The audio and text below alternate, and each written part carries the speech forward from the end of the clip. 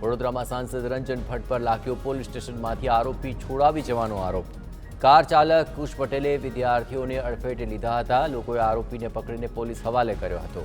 ફતેગંજ પોલીસે અકસ્માત સર્જનાર કુશ પટેલની કરી હતી ધરપકડ।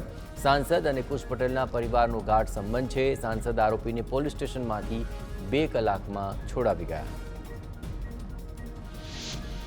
વડોદરામાં સાંસદ રંજન ભટ્ટનું નિવેદન, કહ્યું મારા પર થઈ રહેલા આરોપો ખોટા। હું કુશ પટેલને છોડાવવા માટે નહોતી ગઈ। હોસ્ટેલમાં ભણતા વિદ્યાર્થીઓ પર ફરિયાદ ન થાય તેની કાળજી લેવા માટે ગઈ હતી। વિદ્યાર્થીઓ રોંગ સાઈડ આવતા હતા। બંને પાસે લાયસન્સ પણ નહોતા। ઘાયલ વિદ્યાર્થીઓએ ફરિયાદ નથી કરી। હોસ્ટેલના યુનિયનના વિદ્યાર્થી આગેવાનોએ એફઆઈઆર કરી।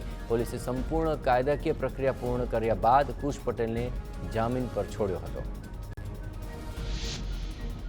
વડોદરામાં હિટ એન્ડ રનની ઘટનાને અંજામ આપનાર કુશ પટેલનું નિવેદન, બ્રિજ નીચે બંને વિદ્યાર્થીઓ રોંગ સાઈડથી આવી કાર સાથે અથડાયા હોવાનું જણાવ્યું। સાથે જ કહ્યું કે મારાથી ભૂલ થઈ ગઈ છે, હું સ્વીકારું છું।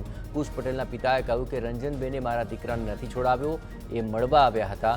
કાયદાકીય પ્રક્રિયા પૂર્ણ કર્યા બાદ મારા દીકરાને જામીન મળ્યા છે।